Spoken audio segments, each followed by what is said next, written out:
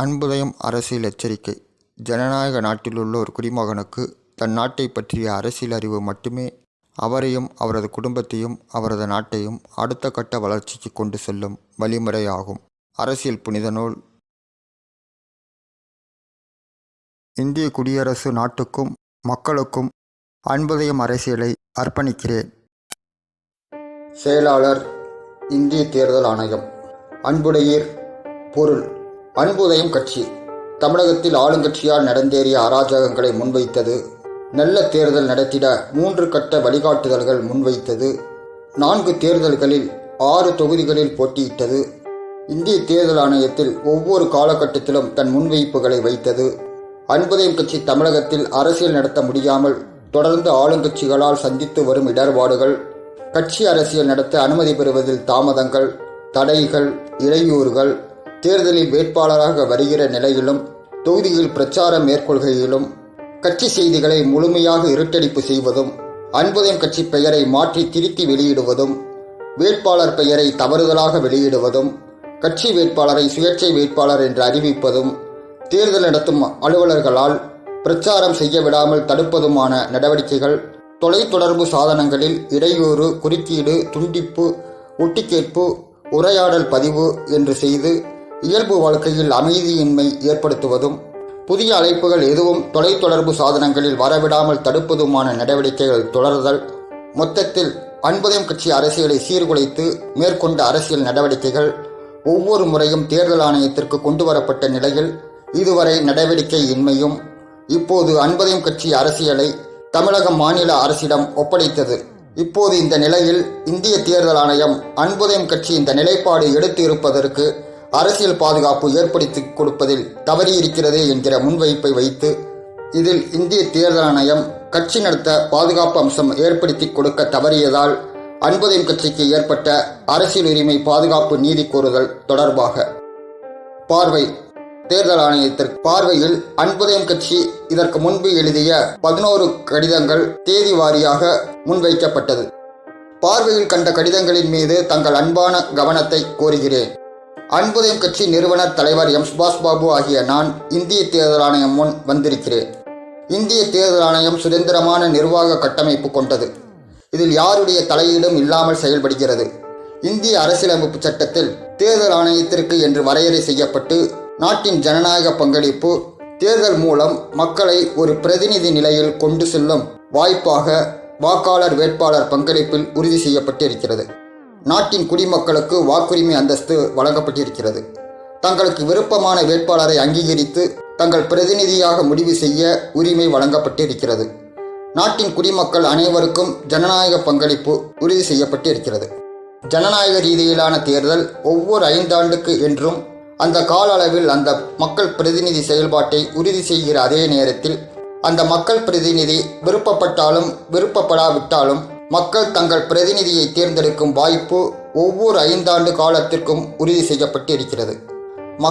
மக்கள் பிரதிநிதி ஒருங்கிணைப்பில் ஒரு நிர்வாக கட்டமைப்பு நிரந்தரமாக செயல்பட்டு கொண்டு இருக்கையில், அது அரசாக இருந்து கொண்டு இருக்கையில், இந்த மக்கள் பிரதிநிதி அந்த அரசில் அங்கம் வைத்து தங்களை தேர்ந்தெடுத்த மக்களின் பிரச்சனைகளையும் அந்த பகுதி பிரச்சனையையும் அந்த நிர்வாக மட்டத்தில் ஏற்கனவே இருக்கக்கூடிய அதிகாரிகள் மூலம் செயல் வடிவம் கொடுப்பதற்கும் மேற்கொள்ள வேண்டிய பணிகளை முன்வைப்பதற்குமான உரிமையை மக்கள் தேர்தல் மூலம் தேர்ந்தெடுக்கப்பட்ட அந்த மக்கள் பிரதிநிதிக்கு தேர்தல் மூலம் ஏற்படுத்தி கொடுக்கிற அளவில் உரிமையை ஏற்படுத்தி கொடுத்து இதில் சுமூகமாக இந்த நடைமுறை போக்கு சரியாக கொண்டு செல்லப்பட்டு இருக்கையில் ஒரு கட்டத்தில் அந்த மக்கள் பிரதிநிதியால் அந்த மக்களுக்கு அவர்கள் நலன் பாதுகாப்பு அம்சங்களில் இயல்பு நிலைகளில் தொய்வில்லாமல் இருக்கும் வரையில் அங்கு பிரச்சனை எழவில்லை.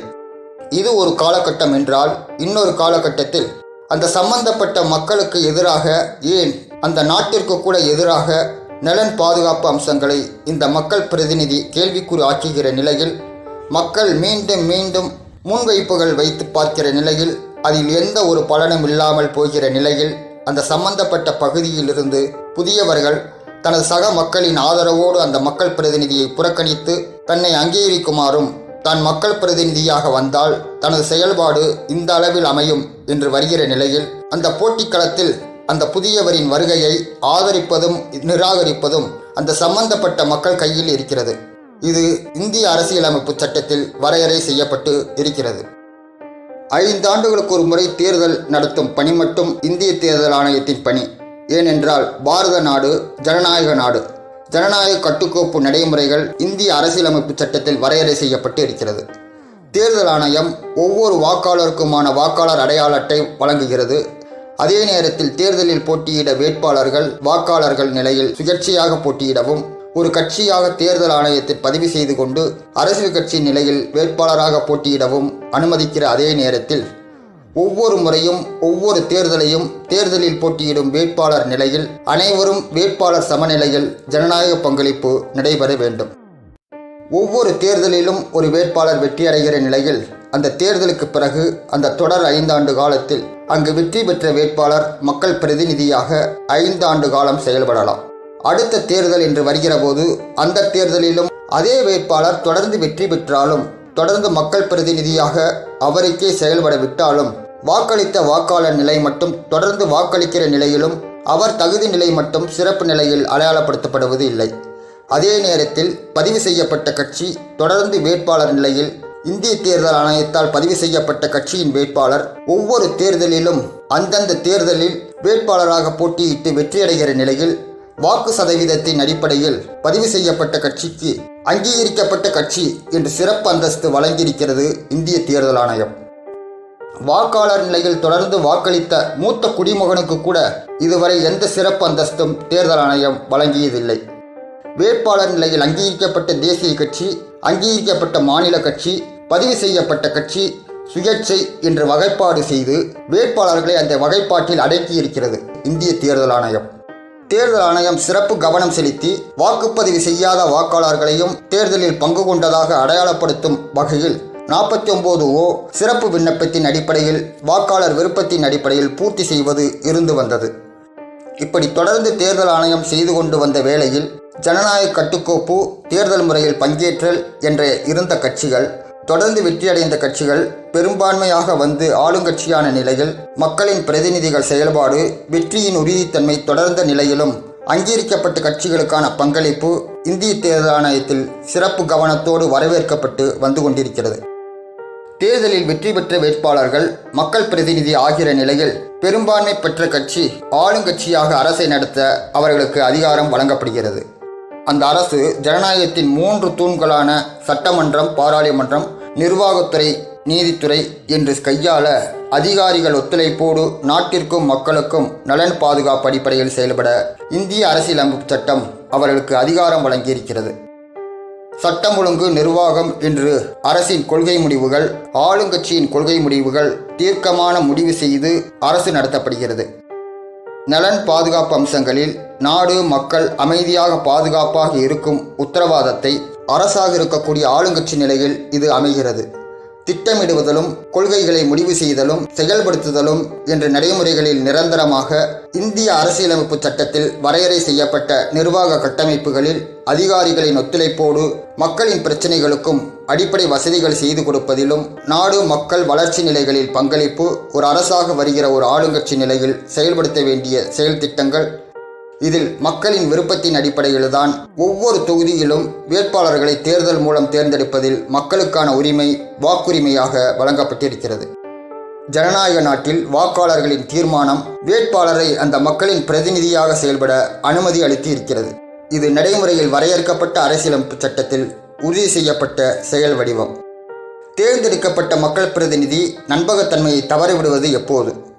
லஞ்சம் ஊழல் நடவடிக்கைகளில் ஈடுபடுவது, முறைகேடான நடவடிக்கைகளில் ஈடுபடுவது, பொது சொத்தை அபகரிப்பது, தனக்கு வாக்களித்த வாக்காளர்களின் சொத்துக்களை அபகரிப்பது, வன்முறையில் ஈடுபடுவது என்று சட்டம் ஒழுங்கு சீர்கேடு நடவடிக்கைகளில் ஈடுபடுவது, நிர்வாக ரீதியில் முறையாக செயல்பட வேண்டிய நிர்வாகத்துறையை சீர்குலைப்பதும், மக்கள் விரோத போக்குகளை மேற்கொள்வது என்று நடந்தேறுகிற சட்டம் ஒழுங்கு சீர்கேடுகள் தொடர்ந்து கொண்டு வருகிற நிலையில் இந்த மக்கள் பிரதிநிதிகளுக்கு மாற்றாக மக்கள் சிந்திக்கிற நிலை தொடர்ந்து கொண்டிருக்கிறது. போன்றதொரு ஜனநாயகத்திற்கு விரோதமாக சட்டத்திற்கு முரணான நடவடிக்கைகளில் ஈடுபடும் இது போன்றவர்கள் மீதான நிர்வாகத்துறையின் நடவடிக்கையும் நீதித்துறையின் நடவடிக்கையும் அவர்களது சக மக்கள் பிரதிநிதிகளின் நிலையில் இருக்கக்கூடிய சட்டமன்றம், பாராளுமன்ற உறுப்பினர்கள் கொண்டு வருவதும் என்று எல்லாமே ஜனநாயகத்தின் 4வது தூண்கள் என்று செயல்பட்டு கொண்டிருக்கிற பத்திரிகை, தொலைக்காட்சி, வானொலி, மீடியாக்கள் மூலம் நாட்டின் குடிமக்களான மக்களுக்கு வாசகர் நிலையிலும் நேயர்கள் நிலையிலும் நாட்டின் நிலவரங்கள், இந்த செய்திகள் தெரிய வருகிறது.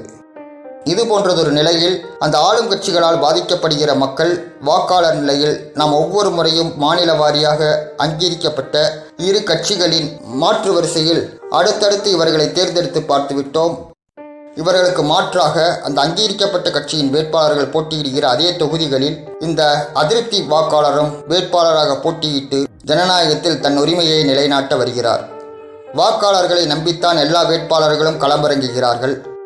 இதில் தேர்தல் ஆணையம் வரையறைப்படுத்தப்பட்டிருக்கிற வேட்பாளர்களின் வகைப்பாடு குறித்து வாக்காளர்கள் கவலைப்படாத நிலையிலும், தேர்தல் நடத்தும் மாநில தேர்தல் ஆணையத்திலிருந்து தேர்தல் நடத்தும் அதிகாரிகள், அலுவலர்கள் என்று அனைத்து கட்ட படிநிலை பதவி ஊழியர்கள் வரை எல்லோரும் அங்கீகரிக்கப்பட்ட கட்சியிலும் யாரை முன்னிலைப்படுத்தி செல்ல வேண்டும் என்று தீர்மானித்து கொண்டு செயல்படுகிற போக்கு ஜனநாயகத்தில் வேட்பாளர் நிலையில் கையாள வேண்டிய சமநிலை போக்கை ஒவ்வொரு முறையும் தவறவிட்டு வருகிறது. ஏற்கனவே இருந்து வருகிற மக்கள் பிரதிநிதிகளின் அதிருப்தி வெளிப்பாட்டில் வெளிவருகிற ஜனநாயகத்தில் நம்பிக்கையோடு வருகிற வேட்பாளர்களின் தேர்தல் பங்களிப்பு அவரை புறக்கணிக்கிற அளவில்தான் தேர்தல் கால செயல்பாடுகள் அதிகாரிகளால் செயல்படுத்தப்பட்டு வருகிறது. நாட்டில் மக்கள் பிரதிநிதிகளால் ஊழல் நடைபெற்று கொண்டிருக்கிறது. சட்டம் ஒழுங்கு சீர்குலைக்கப்படுகிறது. நாட்டின் நிர்வாகம் சீர்குலைக்கப்படுகிறது. மக்கள் விரோத போக்கு அரங்கேறுகிறது. அது ஆளுங்கட்சி, எதிர்க்கட்சி, அவற்றின் தோழமை கட்சிகள் என்று அங்கீகரிக்கப்பட்ட பதிவு செய்யப்பட்ட கட்சிகளால் நடந்தேறுகிற நிலையிலும் அந்த நடவடிக்கைகளில் ஈடுபட்ட மக்கள் பிரதிநிதியையும் பெரும்பாலோர் தொடர்ந்து தேர்தல் மூலம் வெற்றியடைந்து கொண்டு வருகிறார்கள். நாட்டில் இன்று படித்தவர்களின் சதவிகிதம் முன்பை விட இப்போது அதிகமாக இருக்கிறது. அறிவியலின் தொழில்நுட்ப வளர்ச்சிகள் செய்தி தொடர்பு சாதனமாக பத்திரிகை தொடங்கி வானொலி, தொலைக்காட்சி, கணினி, இணையதளம் என்று உள்ளூர் பகுதிகளிலிருந்து தனிநபரிலிருந்து உலகையே வலம் வரக்கூடிய கம்ப்யூட்டர் வரையில் மீடியாக்களின் வளர்ச்சியும் கடந்த காலங்களைப் போன்று பத்திரிகை, தொலைக்காட்சி, வானொலி என்று அந்த மீடியாக்களின் உரிமையாளர்களை நம்பி இன்று செய்தி பரிமாற்றங்கள் இல்லை. தொலைபேசியிலிருந்து செல்போன், கம்ப்யூட்டர் என்று தனிநபர் வெளிப்பாடு உலகம் முழுவதும் கொண்டு சேர்க்கக்கூடிய அளவிற்கு தனிநபர் நிலையில் இருக்கக்கூடியவர்கள் எல்லாம் அனைத்து மக்களுக்கும் தகவல்களை பரிமாற்றம் செய்து கொள்ளக்கூடிய வளர்ச்சி இன்று ஏற்பட்டிருக்கிறது. அப்படி இருந்தும் ஊழல்வாதிகள்தான் வேண்டும், நிர்வாக சீர்கேடு செய்தவர்கள்தான் வேண்டும், சட்டம் ஒழுங்கை சீர்குலைத்தவர்கள்தான் வேண்டும், மக்கள் விரோத போக்குகளில் ஈடுபட்டவர்கள்தான் வேண்டும், தேச பாதுகாப்புக்கு குந்தகம் விளைவிப்பவர்கள்தான் வேண்டும் என்று நமது இந்திய நாட்டின் மக்கள் வாக்காளர் நிலையில் விரும்பி வாக்களித்துத்தான் இந்த நடவடிக்கைகளில் ஈடுபட்ட, சட்டத்திற்கு முரணான செயல்பாடுகளில் ஈடுபட்ட இவர்களின் வெற்றியை தீர்மானித்தார்களா என்பதை இந்திய தேர்தல் ஆணையம்தான் இதற்கு முறையான விளக்கத்தை அன்புதயம் கட்சிக்கு அளிக்க வேண்டும். 1976 அலகாபாத் நீதிமன்றம் ஒரு வேட்பாளரின் தகுதி நிலை பாராளுமன்ற தேர்தலில் வெற்றி தகுதி நிலை குறித்து நீதிமன்றத்தின் மேலாண்மை நீதிபதியை கேள்வி எழுப்பிய நிலையில் அரசு நிலையில் இருந்த ஆளுங்கட்சி எடுத்த நடவடிக்கையும் அந்த நேரத்தில் தேர்தல் ஆணையத்தின் நிலைப்பாடும் அன்புதயம் கட்சி கவனத்தில் கொள்கிறது. தமிழகத்தில் மாநில சட்டம் ஒழுங்கு சீர்கேடு, மாநில அரசு சட்டம் ஒழுங்கை சரியாக கையாளவில்லை என்று மத்திய அரசு நடவடிக்கை எடுத்து மாநிலத்திலிருந்து ஆளுங்கட்சியை டிஸ்மிஸ் செய்கிறது. பொருளாதார குற்றங்களில் ஈடுபட்டதற்காக விசாரணை நீதிமன்றம் விசாரணையை முடித்து தீர்ப்பில் குற்றவாளி என அறிவித்து தண்டனை வழங்குகிறது. தீர்ப்பு வருகிற வரையில் வழக்கு இழுபறி ஆண்டுகள் பல கடந்தாலும் குற்றவாளிகள் நீதிமன்றத்தால் தண்டிக்கப்பட்ட நிலையிலும் சில மாதங்களில் மேல்முறையீட்டின் மூலம் மக்கள் பிரதிநிதி அந்தஸ்து, தண்டனை குற்றவாளி தண்டிக்கப்பட்ட நிலையில் பதவி பறிப்பு நடந்தேறுவதும், மேல்முறையீட்டு நிலையில் வழக்கு நிலையில் விடுதலை பெற்றுக்கொண்டு மேல்முறையீட்டு விசாரணை நிலைகளில் அடுத்த சில மாதங்களில் தேர்தலை கொண்டு வருவதுமான நடவடிக்கை என்று எல்லாமே இந்திய தேர்தல் ஆணையம் அனுமதித்து கொண்டுதான் இருந்தது. இந்திய தேர்தல் ஆணையம் அனுமதித்து கொண்டுதான் இருக்கிறது. மத்திய அரசு, மாநில அரசு என்று யாருடைய கட்டுப்பாட்டிலும் இந்திய தேர்தல் ஆணையம் இல்லை. அதன் நிர்வாகம் தனித்துவத்தோடு செயல்பட்டு கொண்டே இருக்கிறது. அதில் யாரும் தலையிட முடியாது என்று சொல்லப்படுவதற்கும் செயல்பாட்டில் நடைமுறையில் இந்திய தேர்தல் ஆணையம் செயல்பட்டு வருவதற்கும் இடையே எவ்வளவோ முரண்பாடுகள் அன்புதயம் கட்சி பார்த்துவிட்டது. ஜனநாயகத்தில் தேர்தல் முறையில் மக்களுக்கு அரசு நிலையில் பங்கெடுத்துக் கொள்வதற்கான வாய்ப்பாக தேர்தலில் வேட்பாளர் தகுதி நிலைக்கு வாக்காளர் தகுதி நிலையில் இருக்கும் அனைவருக்கும் உரிமை வழங்கப்பட்டிருக்கிற நிலையில் தேர்தல் ஆணையமும் தேர்தல் பணிநிலை அலுவலர்களும் வேட்பாளர்களாக போட்டியிடும் வாக்காளர்களை தேர்தல் ஆணையம் வகைப்பாடுகளின் அடிப்படையிலும் பிரிவினையை கடைபிடிக்கிற அதே நேரத்தில் அன்புதயம் கட்சி சார்பாக இங்கு தேர்தல் ஆணையத்திற்கு எழுப்புகிற கேள்வி, தேர்தலில் வேட்பாளர்களாக யார் களமிறங்கினால் என்ன, வாக்காளர்கள் விருப்பத்தின் அடிப்படையில் யார் மக்கள் பிரதிநிதி ஆனால் என்ன?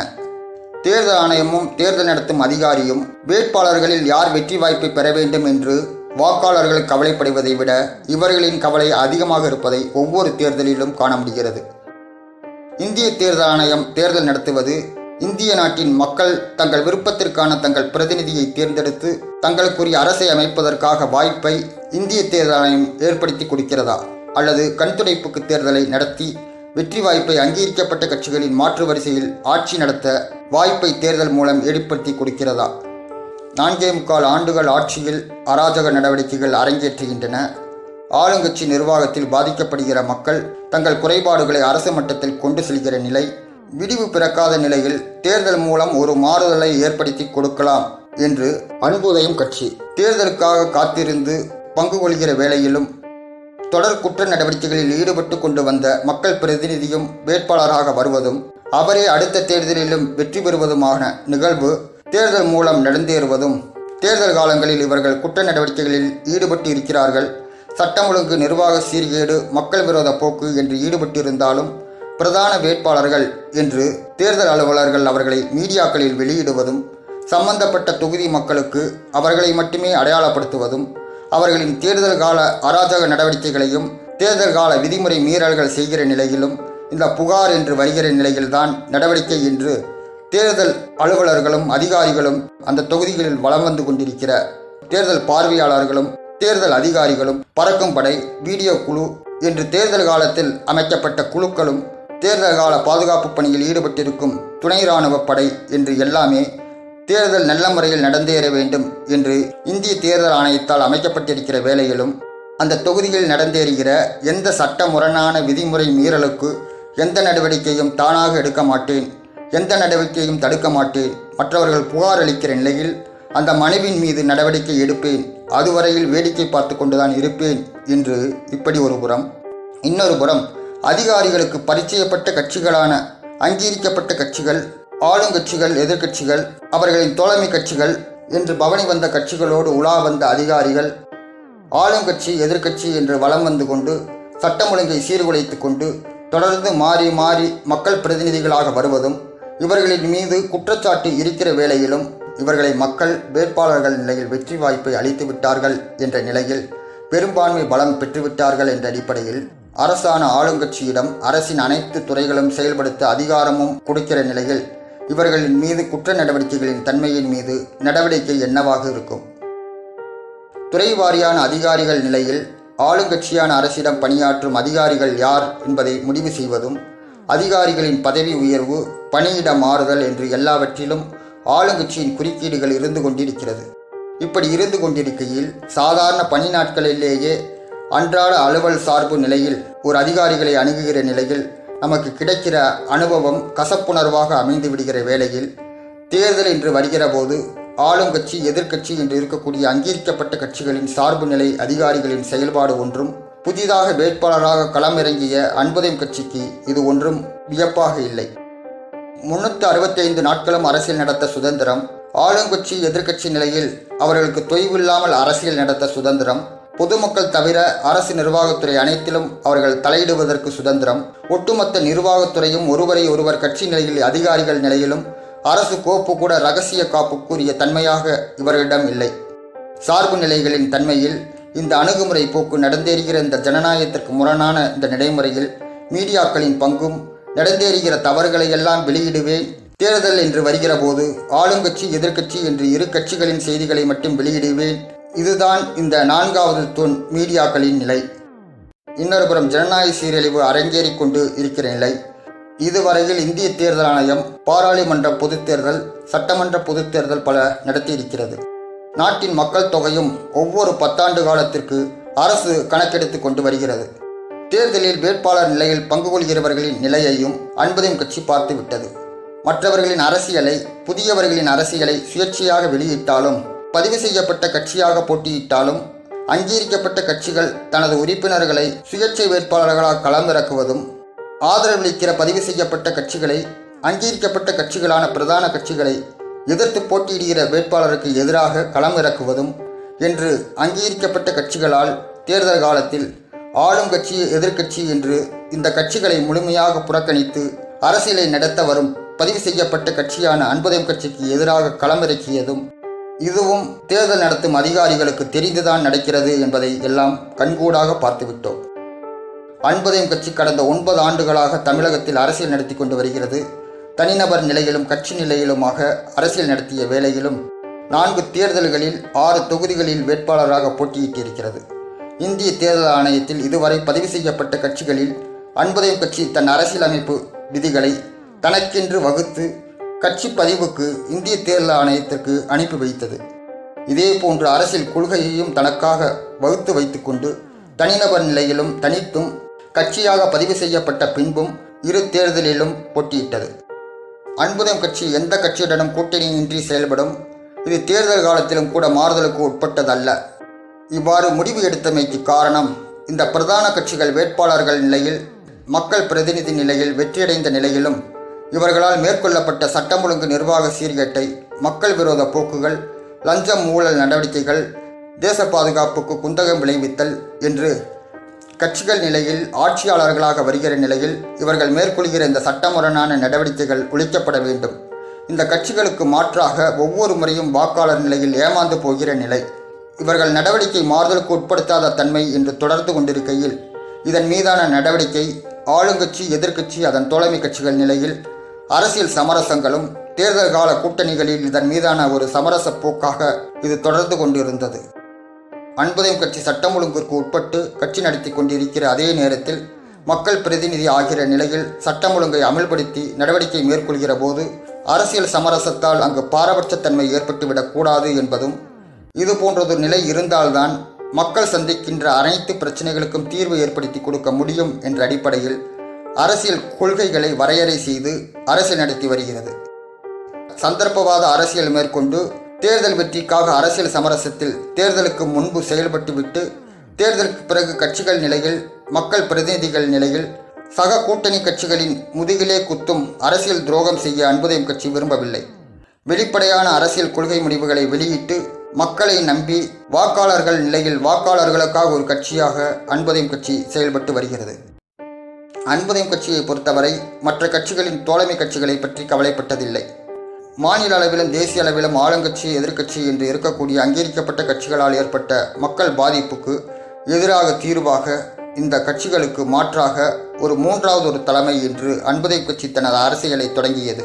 அதைத்தான் இதுவரையில் செயல்படுத்தி கொண்டு வருகிறது. இப்படி பகிரங்கமான தனது அரசியல் நிலைப்பாட்டை வெளிப்படுத்தி அரசியல் நடத்த அன்புதயம் கட்சி வந்ததனால் அன்புதயம் கட்சியை அரசியலை தனிமைப்படுத்தும் வேளையில் அந்த அங்கீகரிக்கப்பட்ட பிரதான கட்சிகள் செயல்பாட்டில் களமிறங்கிவிட்டன. அன்புதயம் கட்சி தனித்து செயல்பட்ட போதுதான் தேர்தல் நடத்தும் அதிகாரிகளாலும் அரசு அதிகாரிகளாலும் மீடியாக்களாலும் நிர்வாகத்தாலும் இந்த பிரதான கட்சியாலும் அன்புதயம் அரசியல் பொதுமக்களிடம் கொண்டு சேர்ப்பதில் மீடியாக்கள் புறக்கணிப்பும், அரசியல் நடத்த விடாமல் நிலைப்பாடுகளை எடுத்து வைக்கிற நிலையிலும் அதை தடுப்பதும் நெருக்கடியை ஏற்படுத்தினார்கள். தேர்தல் காலத்தில் ஒரு வேட்பாளராக போட்டியிட்டு வாக்காளரிடம் கொண்டு சேர்க்க பிரச்சாரங்களில் ஈடுபட்டாலும் வேட்பாளர்கள் மனு தாக்கலிலிருந்து தேர்தல் முடிவு வருகிற வரையில் நான் வேட்பாளரா என்பது எனக்கே ஐயப்பாடு ஏற்படுத்துகிற அளவில் எந்த செய்தியும் மீடியாக்களில் வெளியிடுவதில்லை. இப்படி இருந்து கொண்டிருக்கையில் பிரச்சாரத்திற்கு செல்ல விடாமல் வாகன அனுமதி பெறுவதில் தாமதப்படுத்துவதும், மைக் அனுமதி பெறுவதில் தாமதப்படுத்துவதும் என்று அதிகாரிகள் நாட்களை கடத்துவதும், நான் அவர்களை தொடர்ந்து வலியுறுத்தி இவைகளில் அனுமதி பெறுவதும், நான் பிரச்சாரத்திற்கு செல்கையில் இங்கு அலுவலகத்திலிருந்து அழைப்புகள் வருவதும், நேரம் வீணடிப்பதும், கணக்கு முடிப்பு என்று அழைப்பு விடுத்து உரிய நேரத்தில் முடிக்காமல் வேண்டுமென்றே காலதாமதம் செய்வதும் என்று தேர்தலில் ஒரு வேட்பாளர் என்ற முறையில் போட்டியிடுகிற நிலையிலும் மீடியாக்கள் களத்தில் உள்ள வேட்பாளர்களின் நிலவரங்கள் குறித்து வெளியிடுவதில்லை என்றால், பிரச்சாரத்தில் ஈடுபட்டு கொண்டிருக்கிற வேட்பாளர்களின் நிலவரம் குறித்து தொகுதி மக்களுக்கும் எடுத்து வைப்பதில்லை. ஆனால் பெயர்களை மாறுதலாக வெளியிட்டு வாக்காளர்களை குழப்புகிற வேலையை மட்டும் மீடியாக்கள் செய்வதை தனித்து போட்டியிட்ட நிலையில் நான் சந்தித்தவைகள். இத்தனை இடர்பாடுகளை சந்தித்த நிலையில் ஒரு கட்சியாக இந்திய தேர்தல் ஆணையத்தில் அன்புதயம் கட்சி பதிவு செய்யப்படுகிற நிலையில் அரசு நிர்வாக கட்டமைப்பில் ஒரு பதிவு உரிமம் அன்புதயம் கட்சி அரசியலுக்கு ஒரு விடிவை ஏற்படுத்தி கொடுத்துவிடும் என்று நம்பினேன். அதன் பிறகும் அன்புதயம் கட்சி அரசியல் நடத்த விடிவு பிறக்கவில்லை. பிரதான கட்சிகள் 365 நாட்களும் அரசியல் நடத்தி கொண்டிருக்கின்றன, நிலைப்பாடுகளை எடுத்து வைத்துக் கொண்டிருக்கின்றன. அதே நேரத்தில் தேர்தல் என்பது 5 ஆண்டுகளில் ஒரு 3 மாத கால நிர்வாக அமைப்பு, நிர்வாக செயல்பாடு. அப்போது இந்த 4.25 ஆண்டுகள் அரசியல் நிலைப்பாடுகளின் பலன், விதிமுறைகளுக்கு உட்பட்டு மக்களிடம் ஆதரவு கோருதல் என்று எல்லாமே விதிமுறைகளுக்கு உட்படாமல், சட்ட விதிமுறைகளுக்கு உட்படாமலும், தேர்தல் நடத்தும் அதிகாரிகள் ஒத்துழைப்போடு தேர்தல் அராஜகங்கள் தொகுதிகளில் நடைபெறுவதும், அவர்களின் மீது நடவடிக்கை இல்லாமையும் எல்லாமே தொடர்ந்து கொண்டுதான் இருக்கிறது. பதிவு செய்யப்பட்ட கட்சியான அன்புதயம் கட்சி அரசியல் நிலைப்பாடுகளை எடுத்து வைக்க, அரசியல் நடத்த காவல்துறை அனுமதி இல்லை. தேர்தலில் போட்டியிட்டால் வருமான வரி துறையிலிருந்து வருமான வரி கேட்பு படிவம் அனுப்புவதும், கட்சி நிலையில் வேட்பாளராக போட்டியிட்டாலும் தேர்தல் நடத்த அதிகாரியிடம் அதற்குரிய படிவங்களை பூர்த்தி செய்து கொடுத்தாலும் சுயேட்சை என்று தனது அலுவலக கோப்பில் கையாளுவதும், அதையே மீடியாக்களுக்கு செய்தியாக வழங்குவதும், இந்த செய்தியையும் ஒவ்வொரு மீடியாவும் ஒவ்வொரு விதமாக செய்திகளை வெளியிடுவதும், அன்புதயம் கட்சி வேட்பாளர் எம். சுபாஷ் பாபு ஆகிய என்னை ஒரு மீடியா சுரேஷ் பாபு என்று தவறுதலாக வெளியிடுவதும், இன்னொரு மீடியா அன்புதயம் கட்சியை அன்பு உடைமை கட்சி என்று மாறுதலாக வெளியிடுவதும், இன்னொரு மீடியா அன்புதயம் கட்சி வேட்பாளரான என்னை சுயேட்சை வேட்பாளர் என்று வெளியிடுவதும் என்று செய்திகள் ஒன்றுக்கொன்று முரணாக வெளியிட்டு, எனது வேட்பாளர் தகுதி நிலையை தவறாக வெளியிட்டு வாக்காளரிடம் குழப்பம் விளைவிப்பதும், இதனை உரிய அதிகாரியிடம் சொன்னால் இதை சரி செய்து கொள்ளலாம் என்று நடந்தேறிய தவறை ஒப்புக்கொள்கிற அதிகாரிகள் அதை எப்படி சரி செய்து கொடுப்பார்கள் என்பது இதுவரையில் தெரியவில்லை. தேர்தல் காலம் என்று 3 மாத காலம் இருந்தாலும் அப்போதும் வெளியே சென்று மக்களிடம் நிலைப்பாடுகளை எடுத்து வைக்க அனுமதி இல்லை. தொலைபேசி ஒட்டிக்கேட்பு, தொலைபேசி உரையாடல் துண்டிப்பு, எனது அழைப்பை அனுமதிப்பதும் எனது அழைப்பை தடுப்பதும், இடையே பேசிக் கொண்டிருக்கையில் வேண்டுமென்றே இரைச்சலை அதிகப்படுத்தி கொண்டு பேசுவதை கேட்க முடியாமல் செய்வதும், சீப்பறைகள் பாதிப்படையச் செய்வதும், மூளை நரம்பு துடிக்கச் செய்வதும், இதய துடிப்பு அதிகரிக்கச் செய்வதும், பதற்றம் ஏற்படச் செய்வதும் என்று மன உளைச்சலுக்கு ஆட்படுத்தச் செய்கிற வேலையையும் கைபேசி தொடர்புடைய நிறுவனம் இதை மேற்கொள்கிறதா, அல்லது காவல்துறை சிறப்பு பிரிவுகளும் உளவு பிரிவுகளும் ஆளுங்கட்சியின் அடிப்படையில் செயல்படுத்தப்படுகிறதா என்றெல்லாம் தெரியவில்லை. எனது இயல்பு வாழ்க்கை அரசியலுக்கு வந்த நிலையில் முற்றிலும் பாதிக்கப்பட்டிருக்கிறது என்பதுதான் உண்மை. ஒரு தேர்தல் நடத்த இந்திய தேர்தல் ஆணையம் வாக்காளர் பெயர் சேர்ப்பு, சரிபார்ப்பு, வாக்காளர் அடையாள அட்டை வழங்குதல், முகவரி மாற்றம், பெயர் நீக்கம் என்று பணி மேற்கொள்கிற அதே நேரத்தில் வாக்காளர் பட்டியல் வெளியிடுதல், திருத்தம் மேற்கொண்டு வெளியிடுதல் என்று ஒவ்வொரு ஆண்டும் செயல்படுவதும், 5 ஆண்டுகளுக்கு ஒரு முறை தேர்தலும் இடைத்தேர்தல் நடத்துவதும், தேர்தலுக்கு முன்பு வாக்காளர் பட்டியலை வெளியிட்டு இறுதி பட்டியல் வெளியிட்டு தேர்தல் நடத்தி தேர்தல் முடிவு வெளியிட்டு சம்பந்தப்பட்ட தேர்தல் முடிவு பெற 6 மாதங்கள் எடுத்துக்கொள்கிறது. அன்புதயம் கட்சி அரசியல் நடத்த முடியவில்லை, நிலைப்பாடுகளை மக்களிடம் எடுத்து வைக்க முடியவில்லை. தேர்தல் என்று வருகிற போதும் அனுமதி எளிதாக கிடைப்பதில்லை. மொத்தத்தில் நாட்டின் குடிமகன் வாக்குரிமை இருக்கிறது. சக பிரதான அங்கீகரிக்கப்பட்ட கட்சிகளின் சட்டமுரணான செயல்பாடுகள், ஆட்சி நிலைகளில் அதிருப்தி வெளிப்படுத்த அனுமதி இல்லை. தேர்தல் என்று வருகிறது, அப்போதும் நிலைப்பாடுகளை எடுத்து வைக்க இடம் வழங்கப்பட்டிருக்கிறது. அது கூட கண்துடைப்பாக இருந்து கொண்டு இருக்கிறது. 100% வாக்குப்பதிவுக்கு கூட இந்திய தேர்தல் ஆணையம் 6 மாத காலமாக அதை விளம்பரப்படுத்தி கொண்டு இருந்தது. அங்கீகரிக்கப்பட்ட கட்சிகளுக்கு தேர்தல் நிதி, கட்சி வளர்ச்சி நிதி, கீழிருந்து மேல் வரை அனைவரிடமும் வசூல் செய்து கொள்ள அனுமதி, அவற்றிற்கு தோழமை கட்சிகளாக இருக்கக்கூடிய கட்சிகளும் அந்த பிரதான கட்சிகளின் தோழமையில் வருகிற போது அவர்களும் இதே போன்று வசூல் செய்து கொண்டு அரசியல் நடத்தி கொண்டு வருகிறார்கள். இந்திய தேர்தல் ஆணையம் ஒருபுறம் ஏற்கனவே போட்டியிட்ட வேட்பாளர்கள், அவர்கள் மீது அதிருப்தி வேட்பாளர்கள், அதன் அடிப்படையில் தேர்தலில் போட்டியிடும் வேட்பாளர்கள் என்று போட்டியிடுகிற நிலையில், நோட்டாவுக்கு அரசு பணத்தை செலவழித்து விளம்பரதாரர்கள், விளம்பர சுவரொட்டிகள், தொலைக்காட்சிகளில் விளம்பர டிஸ்பிளே, இதற்கென்று பாடல்கள், வானொலி விளம்பரம் என்று பணம் செலவழிப்பது ஒருபுறம், மாநில தேர்தல் ஆணையம், மாநில தேர்தல் அதிகாரி, மாவட்ட ஆட்சித்தலைவர், மாவட்ட தேர்தல் அதிகாரி என்று இவர்கள் ஒருபுறம் அந்தந்த கட்டங்களில் தொகை ஒதுக்கீடு செய்து 100% வாக்குப்பதிவு என்று வெளியிட்டு இதில் உள்ளூர மறைமுகமாக வாக்கு சேகரிப்பது நோட்டாவுக்கு என்பதுமாக செயல்பட்டு கொண்டிருக்கிறது. ஒருவர் தேர்தலில் போட்டியிட்டு நிலைப்பாடுகளை எடுத்து வைத்து தேர்தலில் பங்கு கொண்டு செயல்பட அனுமதி என்பதே வேட்புமனு தாக்கல், பரிசீலனை, ஏற்றுக்கொள்ளுதல், அதன் பிறகு சின்ன ஒதுக்கீடு, சின்ன ஒதுக்கீட்டிற்கு பிறகு மக்களை சந்தித்து வேட்பாளர் நிலையில், கட்சி நிலையில் எனது நிலைப்பாட்டை எடுத்து வைக்க 13 நாட்கள் அனுமதி. அது கூட உரிய நேரத்தில் வாகன அனுமதி, மைக் அனுமதி என்று பெறுவதற்கு உரிய காலதாமதம், அதன் பிறகு வரவு செலவு கணக்கு என்று தேர்தல் பிரச்சார நாட்களில் 4 நாட்கள் வீணடிப்பது போக முழுமையான பிரச்சாரம் என்று பார்க்கிற போது ஒரு 7 நாட்கள், இந்த 7 நாட்களில் கட்சி நிலைப்பாட்டை எடுத்து வைத்து ஆளுங்கட்சி எதிர்க்கட்சி மீதான நிலைப்பாடுகளை எடுத்து வைத்து எங்கள் தேர்தல் அறிக்கைகளை வெளியிட்டு புதிதாக சின்னத்தை அறிமுகப்படுத்தி வேட்பாளரை என்னை அறிமுகப்படுத்திக் கொள்ள சுயமுயற்சியில் தனது சொந்த பொருளாதார பலத்தில் செயல்படுகிற நேரத்திலும் தேர்தல் அதிகாரிகள் மூலம் கொடுக்கப்பட்ட உத்தரவு அனுமதி காலத்தை நிர்வாக கோப்பை அதிகப்படுத்தி மன உளைச்சலை கொடுப்பதும், தேர்தல் பார்வையாளர்கள் மூலம் தேர்தல் செலவினம் முரணாக பதிவு செய்வது, அதை வரவு செலவில் கொண்டு வர நெருக்கடி கொடுப்பது, எங்கிருந்து என்ன பிரச்சாரம் செய்து கொண்டிருக்கிறீர்கள் என்று கேட்பது என்று நெருக்கடிக்குள் நெருக்கடியாக அன்புதயம் கட்சி அரசியல் நடத்த வேண்டியது இருக்கிறது. தனித்து ஒரு தனிநபராக போட்டியிட்ட போதும் அன்புதயம் கட்சி வேட்பாளராக போட்டியிட்ட போதும் எனக்கு கிடைத்த அனுபவங்கள் கசப்பானவை. அதே நேரத்தில் அரசியல் அனுபவமும் கசப்பானவை. நாட்டில் நிகழ்கிற நிகழ்வுகள், ஆளுங்கட்சி எதிர்க்கட்சியால் நடத்தப்பட்ட அரசியல் நிகழ்வுகள், நாடு மக்கள் நலன் பாதுகாப்பு விஷயங்களில் இந்த கட்சிகளின் ஆளும் கட்சி நிலையில் செயல்பாடுகள், அதன் தோழமை கட்சிகளாக இருந்த கட்சிகளின் செயல்பாடுகள் அனைத்தும் நாட்டு மக்கள் அறிந்ததுதான்.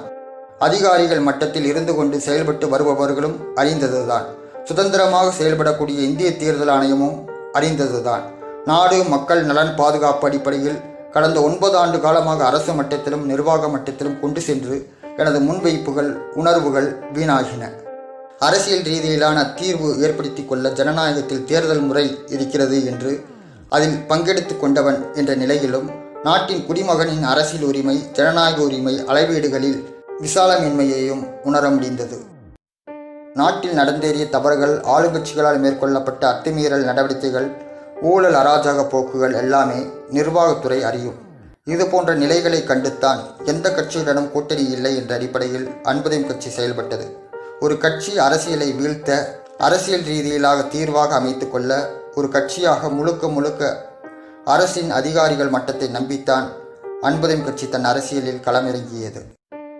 அரசியலுக்கு வந்த நிலையில் நிலைப்பாடுகளில் அவ்வப்போது அதிகாரிகள் மட்டத்தில் கொண்டு வந்தது கூட அரசியல் ரீதியிலாக தீர்வு ஏற்படுத்த, அரசியல் ரீதியாக வருபவர்கள் மூலம் ஏற்படுத்த முடியும் என்ற நம்பிக்கை அதிகாரி மட்டத்தில் ஏற்படுத்த வேண்டும் என்பதற்காகத்தான். தேர்தல் கால வெற்றி தோல்வி என்பது வாக்காளர்கள் முடிவு செய்வதா, அதன் அடிப்படையில் வாக்குப்பதிவு செய்ததன் அடிப்படையில் அமைந்ததா என்பது இந்திய தேர்தல் ஆணையத்திற்கு தெரியும். ஒரு பாராளுமன்ற உறுப்பினர் மாநில பிரதான கட்சியை சார்ந்தவர் தேசிய கட்சியுடன் எந்த கட்சியுடன் கூட்டணி வைத்தால் தேர்தல் வெற்றி உறுதி என்று சொல்லக்கூடிய அளவிற்கு வெளிப்படுத்தியதை பார்த்தவன் என்ற அடிப்படையில் தமிழகத்தில் ஒவ்வொரு வேட்பாளர்களின் வெற்றி பிரதான வேட்பாளர்களின் நிலையில் உறுதி செய்யப்பட்டு வெளியிடுகிற அந்த வாக்கு எண்ணிக்கை உண்மையிலேயே ஜனநாயக உரிமை பெற்ற வாக்காளர் பதிவு செய்த வாக்கு முடிவுகள் தானா? வாக்காளர்களின் பிரதிபலிப்பு அதில் எதிரொலித்திருக்கிறதா என்ற சந்தேகத்தை ஒவ்வொரு தேர்தலிலும் முடிவு எழுப்பிக் கொண்டிருக்கிறது. நாட்டில் அரசியல்வாதிகளால் நடந்தேறிய, ஆளுங்கட்சிகளால் நடந்தேறிய அனைத்து சட்டமுரணான செயல்பாடுகளும் கண்டவர்கள், உடனிருந்தவர்கள் நிர்வாக மட்டத்தில் இருக்கலாம். அதேபோன்று ஊடகங்கள் மூலமும் சக அரசியல் கட்சிகளால் முன்வைக்கப்பட்ட குற்றச்சாட்டுகளும் முறைகேடுகளும் ஊடகங்கள் மூலம் பொதுமக்களுக்கு செய்தி வெளிவந்து இருக்கிறது. இப்படி இருந்தும் நாட்டில் தேர்தல் மூலம் அந்த நபர்கள் மீண்டும் தேர்தல் மூலம் வெற்றி பெறுவதும், சம்பந்தப்பட்ட தொகுதி மக்கள், சம்பந்தப்பட்ட மாநில மக்கள் அதிருப்தி வெளிப்பாட்டை வெளிப்படுத்தி கொண்டிருக்கும் போது தேர்தலில் அதையே முத்திரையாக பதிக்கிற நிலையிலும், வெளிவருகிற தேர்தல் முடிவுகள் மக்கள் எதிர்ப்பு இருக்கிற வேளையிலும் அவர்களுக்கே சாதகமாக இருப்பதும் பார்க்கிற போது குறிப்பிட்ட எண்ணிக்கை தீர்மானத்தை வைத்துக்கொண்டு மக்கள் எதிர்ப்பு நிலையிலும் அவர்கள் வெற்றி பெற்று வருவது தேர்தல் மூலம் பார்த்தாகிவிட்டது. நாட்டின் மொத்த ஜனத்தொகை 140 கோடியை தாண்டி கொண்டிருக்கிறது. ஒட்டுமொத்த மக்கள் பிரதிநிதிகளின் எண்ணிக்கை 1% கீழே இருந்து கொண்டிருக்கையில் அவர்களில் ஒரு குறிப்பிட்ட 1% நபர்கள் அரசியலில் மக்கள் பிரதிநிதிகளாக அடையாளம் காட்டப்பட வேண்டிய கட்டாயம் தேர்தல் ஆணையத்திற்கு இருந்து கொண்டிருக்கிறதா என்பதும் தெரியவில்லை. ஆளும் கட்சி எதிர்க்கட்சி தீர்மானத்தின் அடிப்படையில் வேட்பாளர்களின் வெற்றி தொடர்ந்து அமைந்து கொண்டு வருவதாக எழுகிற சந்தேகத்தில் இதுவரையில் தேர்தல் ஆணையம் தெளிவுபடுத்தவில்லை. நாட்டில் நடந்தேறிய ஊழல்கள் அதிகாரிகளுக்கு தெரியும், இந்திய தேர்தல் ஆணையத்திற்கு தெரியும். யார் மக்கள் பிரதிநிதிகளாக வர வேண்டும் என்பது வாக்களிக்கிற வாக்காளர்களுக்கு தெரிந்திருக்கிறது. அதை அப்படியே வெளியிட தேர்தல் ஆணையம் இதுவரை முன்வரவில்லை. வெற்றி தோல்வி ஒரு தேர்தலில் வேட்பாளர்களுக்கானது. ஆளுங்கட்சி எதிர்க்கட்சி நிலைகளில் வாக்கு எண்ணிக்கை நிலவரம் ஒரு குறிப்பிட்ட சதவிகித நிர்ணயத்தில் முன்னிலை பின்னிலை என்று ஏற்ற இறக்கங்கள் எல்லாம் ஒவ்வொரு தேர்தலிலும் இரு கட்சி நிலைகளில் வேட்பாளர்கள் நிலையில் மாறி மாறி அமைத்து கொண்டு வருவதை தொடர்ந்து காண்கிற வேளையிலும் அரசியலில் புதியவர்களின் வருகையின்மையில் வாக்காளர்களின் வாக்குப்பதிவு பிரதிபலிப்பு அவ்வாறு அமைகிறது என்று எண்ணி அரசியலுக்கு வந்தேன். தேர்தலில் பங்கு கொண்டேன். ஒவ்வொரு காலகட்டத்திலும் நான் போட்டியிட்ட தொகுதிகளில் தேர்தல் பிரச்சாரங்கள் செய்தும் மக்களிடம் ஆதரவு கோரியிருந்த நிலையிலும் தொடர்ந்து எனக்கு கிடைத்த வாக்குகளின் எண்ணிக்கை முன்பே ஆயத்தப்படுத்தப்பட்டு நிர்ணயிக்கப்பட்ட ஒன்றாக அமைந்து வருகிறதோ என்பதை யூகங்கள் இன்றி அப்படியே தான் செயல்படுத்தி கொண்டு வருகிறார்கள் என்று என்னால் உணர்ந்து கொள்ள முடிந்தது. ஆளுங்கட்சி எதிர்க்கட்சி என்று கட்சிகளிடமெல்லாம் அதிகாரிகளாக இருந்துவிட்டு பதவி உயர்வு நிலையில் இந்திய தேர்தல் ஆணையத்தில் பணி ஆற்ற வருகிற நிலையிலும் அதிகாரிகள் நிலையில் நடவடிக்கை எடுக்கப்படாமல் பணி நிறைவோடு வெளிவருகிற அதிகாரிகள் பணி ஓய்வுக்கு பிறகு வெளியில் வந்து கோஷமிட்ட முன்னாள் தேர்தல் அதிகாரியான திரு TN சேஷன், திரு கோபால்சாமி, திரு நரேஷ் குப்தா என்று எனக்கு தெரிந்த அளவில் இவ்வளவுதான். பணி மாறுதலுக்கு பிறகு அரசியலுக்கு வந்த அதிகாரிகள் கூட்டமும் விருப்ப ஓய்வில் வெளிவந்தவர்களும் பணியில் இருக்கும்போது தகுதி இல்லை என்று பணி நீக்கம் செய்யப்பட்டவர்களும் பணி நன்னடத்தை காத்திருப்பு பட்டியலில் இருப்பவர்களும் நன்னடத்தை விதிகள் மீறியவர்களும் என்று இருப்பவர்கள் எல்லாம் அரசியலுக்கு வருவதும் இந்த பிரதான கட்சிகள் ஆதரிப்பதும், இன்னொரு புறம் அதிகாரிகள் நிலையில் தங்களுக்கு ஒத்துழைப்பு அளித்தவர்கள் என்ற நிலையில் பதவி உயர்வுகளும் கவர்னர், குடியரசுத் தலைவர் என்று எல்லாமே மக்களிடம் அடையாளப்பட்ட இவர்கள் செல்வாக்கு அரசியல் செல்வாக்காக இருக்கையில் இவர்களின் பணியின் போது இவர்கள் நம்பகத்தன்மை செயல்பாடு அரசுக்கு அமைந்தது என்று எவ்வாறு அன்பதையும் கட்சி கருத முடியும்? பதவி நிலைகளில் அடையாளப்பட்ட இவர்களும் தேர்தல் என்று வருகிற போது கட்சிகளின் அடிப்படையில் இந்த பிரதான கட்சிகளுக்கு வரும்போது அவர்கள் வெற்றி வாய்ப்பு தேர்தல் முடிவாக உறுதி செய்யப்பட்டிருக்கிறது. அதிகாரிகளுக்கு பொருளாதார பாதுகாப்பு, பணி உத்தரவாத பணி பாதுகாப்பு என்று இருக்கிற நிலையிலும் அரசுக்கு விசுவாசமாக இன்றி, நாட்டுக்கும் மக்களுக்கும் விசுவாசமாக இன்றி செயல்படும் இதுபோன்ற அதிகாரிகள் நிலை இருப்பதும், பணி பாதுகாப்பு இருந்து கொண்டு இருக்கையிலேயே எந்த கட்சி ஆட்சிக்கு வந்தாலும் இவர்கள் கவலை கொள்ள தேவையில்லை.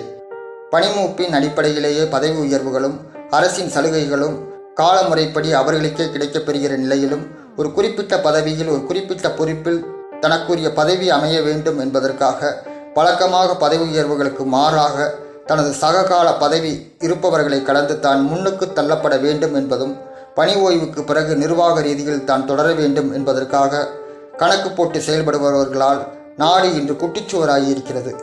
ஜனநாயகம் பாழ்பட்டு போய்விட்டது. நாட்டின் மீது அபிமானமும் பற்றும் அக்கறையும் கரைந்து போயிருக்கிற வேளையில் மக்களுக்கு நம்பிக்கையை அளிப்பது யார் என்று அன்பதையும் கட்சி இந்திய தேர்தல் ஆணையத்திடம் கேள்வியை எழுப்பி இப்போது தொடர்கிறேன். முழுக்க முழுக்க அரசியல்வாதிகளின் மீது நம்பிக்கையற்று போய் இருந்தபோது ஜனநாயகத்தில் இதற்கான தீர்வு அரசியல் ரீதியிலாக முடிவெடுக்க ஜனநாயகத்தில் நம்பிக்கை கொண்டு, தேர்தலில் நம்பிக்கை கொண்டு அரசியலுக்கு வந்தவன் நான். அரசியல்வாதிகள் எப்படி வேண்டுமானாலும் இருந்துவிட்டு போகட்டும். அதிகாரிகள் நிலையில் நிர்வாக ரீதியில் அரசியல் பாதுகாப்பையும் உத்தரவாதத்தையும் ஏற்படுத்தி கொடுக்க முடியும் என்று அதிகாரிகளை நம்பி அரசியலுக்கு வந்தவன் நான். அதனால் பல முன்வைப்புகளும், எனக்கு ஏற்பட்ட சங்கடங்களும் இடையூறுகளும், பிரச்சனைகளுக்கான தீர்வை தனிநபர் நிலையிலும் அரசியல் நிலையிலும் கட்சி நிலையிலும் எடுத்து வைத்த அதே நேரத்தில் பொது பிரச்சனைகளும் அரசுக்கு ஒவ்வொரு கட்டத்திலும் செயல்படுத்துகிற திட்டங்களின் அடிப்படையிலும் பிரச்சனைகளை அணுகுகிற அடிப்படையிலும் அன்பதையும் கட்சி சார்பாக நிலைப்பாடுகளை, கொள்கை முடிவுகளையும் அரசிடமும் ஆளுங்கட்சியிடமும் சம்பந்தப்பட்ட அமைச்சகத்திடமும் குடியரசுத் தலைவர் அவர்களிடமும் அரசியல் ரீதியாகவும் நிர்வாக ரீதியிலும் அன்பதையும் கட்சி சார்பாக வெளியிட்டு எனது அரசியலை அமைத்து கொண்டு வந்தேன். இதேபோன்று இந்திய தேர்தல் ஆணையத்திற்கும் ஒவ்வொரு தேர்தலுக்கும் நான் போட்டியிடுகிற போது, பிரச்சாரத்தில் ஈடுபடுகிற போது, அதிகாரிகளை அணுகுகிற போது சந்திக்கின்ற பிரச்சனைகளையும், தேர்தல் ஆணையம் மேற்கொள்ள வேண்டிய தேர்தல் சீர்திருத்தங்களும், அரசியல் கட்சிகளை நடத்துவதற்கும் பாதுகாப்பதற்கும் ஒரு வழிவகைகளை ஏற்படுத்தி கொடுக்க வேண்டும் என்று தொடர்ந்து இந்திய தேர்தல் ஆணையத்திற்கு ஒவ்வொரு காலகட்டத்திலும் 2009 இன்று வரை எழுதி கொண்டு வருகிற அன்பதையும் கட்சி 2013 இந்திய தேர்தல் ஆணையத்தில் பதிவு செய்யப்பட்டது என்பது இந்திய தேர்தல் ஆணையத்திற்கு நினைவு கூர்ந்து, இப்போது 2016 தமிழ்நாடு சட்டமன்ற பொதுத் தேர்தலுக்கு பிறகு அரசியல் நடத்தி எல்லாம் சோர்வடையாத நான், அரசியல் இடர்பாடுகள் எல்லாம் வந்தபோதும் மன உளைச்சல் அடையாத நான், அவ்வப்போது ஏற்பட்ட நிர்வாக ரீதியில் சங்கடங்களும் எனக்கு ஏற்படுத்திய மன உளைச்சல்களும் என்று இருந்தபோதும் அவற்றையெல்லாம் சவாலாக ஏற்றுக்கொண்டு கடந்த 9 ஆண்டுகளாக தமிழகத்தில் அரசியல் நடத்தியவன் என்ற முறையில் 2016 தேர்தலுக்கு பிறகு எனது இயல்பு வாழ்க்கை தொலைத்தொடர்பு நிலைகளில் முற்றிலுமாக பாதிக்கப்பட்டிருக்கிறது. இப்போது ஒரு கருத்தை நான் முன்வைக்க வேண்டியது இருக்கிறது. நான் அரசியல் நடத்திய அதே காலகட்டத்தில் தேர்தலை சந்தித்த காலகட்டங்களிலும் எனது அன்புதயம் கட்சி அரசியல் புனித நூல் வெளியிட்ட போதும் இப்போது கட்சியின் கொள்கை பரப்பு பாடல்கள் தலைவராகிய நான் வெளியிட்டு நாடு மக்கள் நலன் சார்ந்து உரை தொகுப்புகள் என்று எல்லாமே மீடியாக்களிடம் கொண்டு செல்லப்பட்டிருக்கிறது, மக்களிடம் கொண்டு செல்லப்பட்டு இருக்கிறது. எனது அரசியல் பங்களிப்பு குறித்து பாரதத்தில் இருக்கக்கூடிய அங்கீகரிக்கப்பட்ட கட்சிகளிடமும் தமிழகத்தில் அங்கீகரிக்கப்பட்ட பதிவு செய்யப்பட்ட கட்சிகளிடமும் மத்திய மாநில ஆளுங்கட்சி அரசுகளிடமும் அரசிடமும் நிர்வாகத்துறையிடமும் கொண்டு செல்லப்பட்டு இருக்கிற நிலையிலும் விஞ்ஞான வளர்ச்சியும் தொடர்பு சாதனங்கள் இவ்வளவு இருந்தும் நான் அரசியல் ரீதியிலாக தனிமைப்பட்டிருக்கிறேன். தொடர்பு நிலைகளில் வந்தவர்களும் என்னிடம் தொடர்பு கொள்ள இயலவில்லை. ஒட்டி கேட்பு தொடர்ந்து நடைபெற்று கொண்டிருக்கிறது. அத்துடன் என்னை சுற்றி ஒரு வளையம் ஆளுங்கட்சியால் ஏற்படுத்தப்பட்டிருக்கிறது. நான் தனிமைப்படுத்தப்பட்டு இருப்பது நான் மட்டுமல்ல, அன்புதயம் கட்சியும் தான். இது எல்லாம் நடந்தேறியது நான் அரசியலுக்கு வந்து எந்த அரசியல் சமரசமும் எந்த சமரச உடன்பாடுகளும் அரசியலில் நான் ஏற்படுத்தி கொள்ள விரும்பவில்லை என்ற அடிப்படையிலும் நான் தனித்து செயல்பட வேண்டும் என்று அணுகுமுறை வெளிப்பாட்டால் ஆளுங்கட்சி எதிர்க்கட்சிகளால் ஏற்படுத்தப்பட்ட இந்த அரசியல் சூழ்ச்சியில் அன்புதயம் கட்சி அகப்பட்டு கொண்டது. அதிகாரிகள் நிலையில் தெளிவின்மை அன்புதயம் கட்சிக்கும் எனக்கும் ஏற்பட்டிருக்கிற இடையூறுகளில் இந்த அரசு நிர்வாக ரீதியில் மேற்கொள்ளப்படுகிற இது போன்றதொரு நடவடிக்கைகள் ஜனநாயகத்திற்கு முரணான இவர்களின் செயல்பாடுகள் தொடர்ந்து கொண்டு வருவதை கண்ட அன்புதயம் கட்சி தமிழகத்தில் பிரதான கட்சிகளிடம் கூட்டணி வைக்க உடன்படவில்லை என்கிற ஒரே காரணத்திற்காக இவ்வளவு சங்கடங்களையும் சந்தித்தது என்பதை இந்திய தேர்தல் ஆணையத்தின் முன் கொண்டு வருகிற நான் 25/5/2016 நான் தமிழகத்தில் மாநில அரசிடம் எனது அரசியலை ஒப்படைக்கிறேன் என்கிற செய்தியை கடிதத்தின் மூலம் கொண்டு போய் சேர்த்திருக்கிறேன் என்பதையும், இதேபோன்று 27/5/2016 தமிழகத்தின் முன்னாள் முதல்வர் திரு மு கருணாநிதி அவர்கள் காலத்தில்தான் நிர்வாக ரீதியில் அன்புதயம் கட்சி அரசியலுக்கு இடர்பாடுகளை ஏற்படுத்தும் நடவடிக்கை மேற்கொள்ளப்பட்டதும் இவரின் திமுக ஆளுங்கட்சியில் இருந்துதான் 2009 தொடர்ந்து இவர்களது நடவடிக்கை கட்சியான நிலையிலும் இது போன்றதொரு நடவடிக்கை அதிமுக ஆட்சியில் தொடர்ந்து கொண்டிருந்ததும் எனது இயல்பான அரசியல் செயல்பாடுகளும் தனிநபர் இயல்பு வாழ்க்கையும் பாதிக்கப்படக்கூடிய சூழ்நிலைகள் செயல்பாடுகள் தேர்தலுக்கு பிறகும் தொடர்ந்த நிலையில் இந்த அன்புதயம் கட்சி அரசியலை ஒப்படைப்பது மாநில அரசிடம் என்கிற முடிவை இவர்களிடம் தெரியப்படுத்தியிருக்கிறேன். அதே நேரத்தில் இது குறித்து தெரியப்படுத்துகிற அதே நேரத்தில் ஜனநாயகத்தை பால்படுத்தும் வேளையில் மேலும் ஆளுங்கட்சி நிலையில் செய்ய வேண்டாம் என கூறி எனது அன்புதயம் கட்சி அரசியலுக்கு முற்றுப்புள்ளி வைத்திருக்கிறேன். மக்களின் நலன் பாதுகாப்பு அளிக்க வேண்டியது மாநில அரசு. அரசியலுக்காக ஆளுங்கட்சி நிலையில் மேற்கொள்கிற எதுவும் சட்டத்திற்கு முரணாக அமைந்துவிடக்கூடாது. ஜனநாயக ரீதியில் அன்புதயம் கட்சி அரசியல் நடத்த வந்த வேளையில் அன்புதயம் கட்சியை தனிமைப்படுத்துவதும் அதன் தொடர்பு செயல்பாடுகளுக்கு இடையூறு விளைவிக்கிற இது போன்றதொரு செயல்பாடுகள் ஆளுங்கட்சிகளால் ஏற்படுத்தப்படுவதை அன்புதயம் கட்சி விரும்பவில்லை.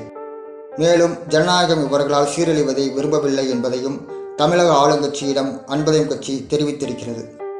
மக்களின் அரசியலை கேள்விக்குறியாக்குகிற மாநில அரசின் நிலையும் அன்புதயம் கட்சியின் அரசியல் குறித்து இப்போது எடுத்திருக்கிற நிலைப்பாடுகளும் தெரிவித்து மத்திய அரசிடம் 20/6/2016 தெரியப்படுத்தி நாடு நலன் பாதுகாப்பு விஷயத்தில் செயல்பட்டு கொண்டிருக்கும் மத்திய அரசிடம் இந்த நிலைப்பாடுகளின் அடிப்படையில் எடுத்திருக்கிற முடிவுக்கு அன்புதயம் கட்சி என்னால் நிறுவனர் தலைவர் என்கிற முறையில் உட்படுத்தப்பட்டிருக்கிறது.